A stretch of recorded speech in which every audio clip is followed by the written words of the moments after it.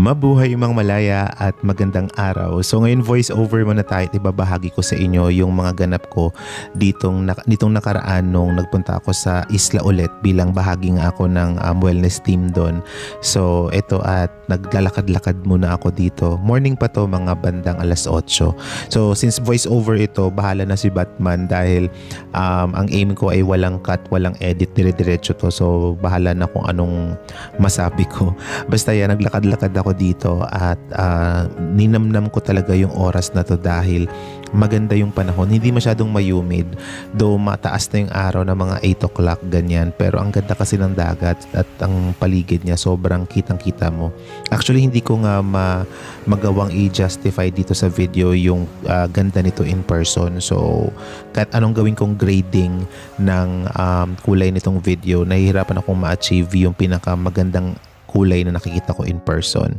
So after ko maglakad-lakad, ayan, at naghahanda naman na ako para sa aking incense making workshop.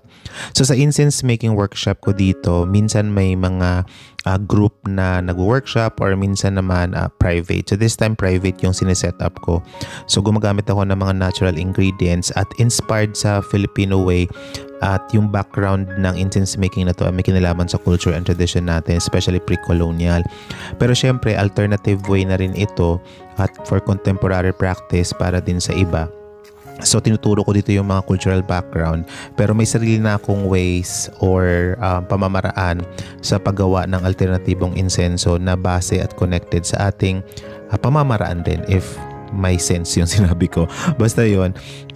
So marami kasi sa atin na bumibili ng mga incense sticks na ready-made na, which lagi kong sinasabi okay lang naman yun kasi kahit ako gumagamit din naman for parang mood setter or pang pabango sa paligid, pero hindi kasi ako gumagamit talaga nun ng pang ceremony dahil kadalasan yung mga gumagawa nun ay it's either, hindi man lahat pero may mga napapanood akong documentary kasi na it's either pagod na pagod sila or underpaid sila. So at the same time, yung mga ingredients na gamit nila ay mga synthetic.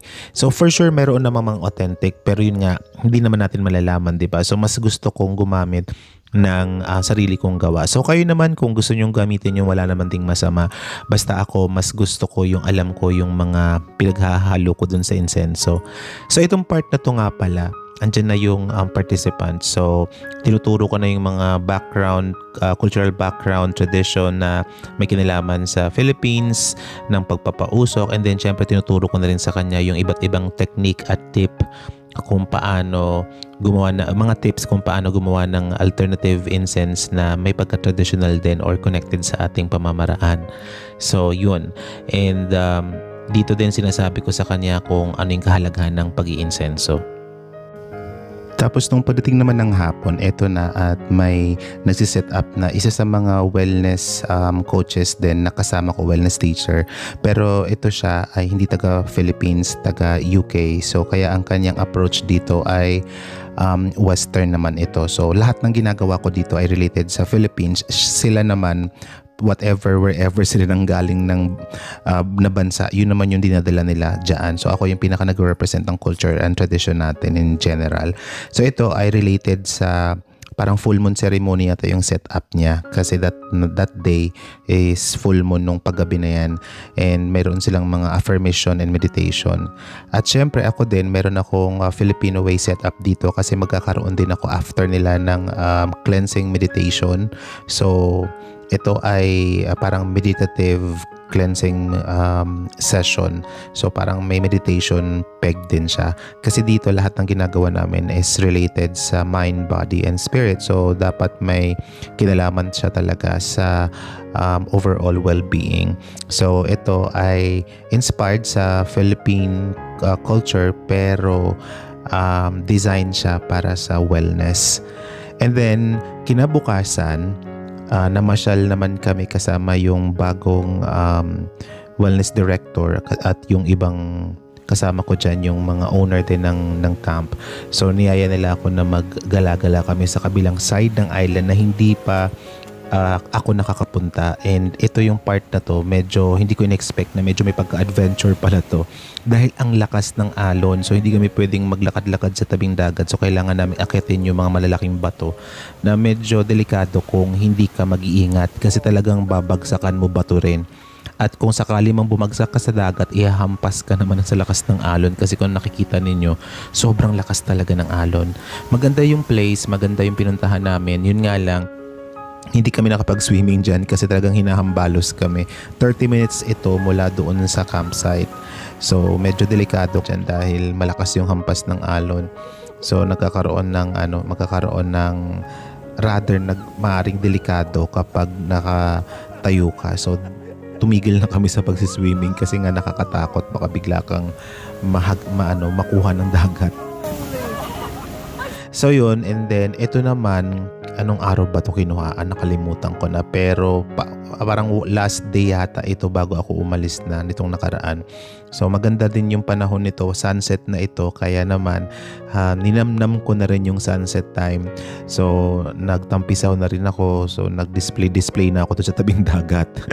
Ibig sabihin, nagmuni-muni na ako. Wala actually masyadong tao dyan, parang 3 lang yata kami dyan sa buong stretch ng dagat. So yan, saw lang ganyan. Feel ko lang yung moment habang nakatingin sa sunset. Hindi nga lang nahagip ng camera, pero sunset na talaga yan siya dun sa kabilang side, sa left side kung nakatingin ka sa video. So yan. At ang maganda dyan dahil yung alon ng araw naman na to ay payapa. So sobrang mafe-feel mo talagang maligo. Kaya ako babad-babad lang. Marunong akong lumangoy pero hindi kasi yung langoy ko pangkasiyahan, yung langoy ko pang emergency lang.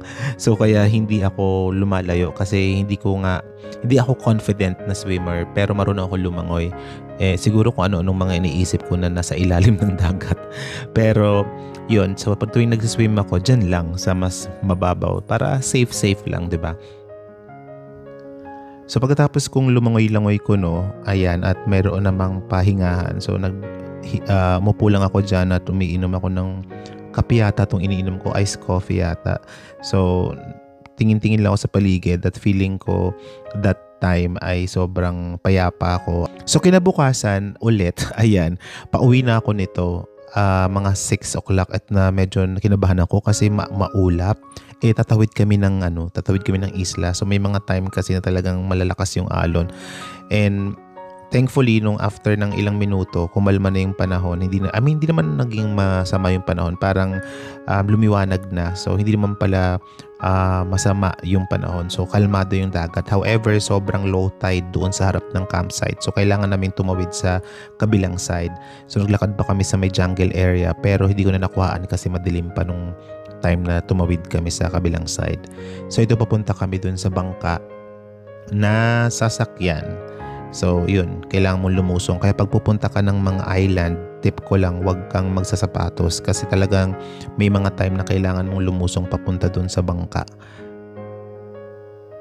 So yan, kung makikita ninyo, ang ganda ng drama dyan dahil yung sikat ng araw nag-reflect dun sa clouds. Although hindi yan yung sunrise view, nasa kabilang side, pero for some reason yung liwanag ng araw nagkaroon ng parang reflection dun.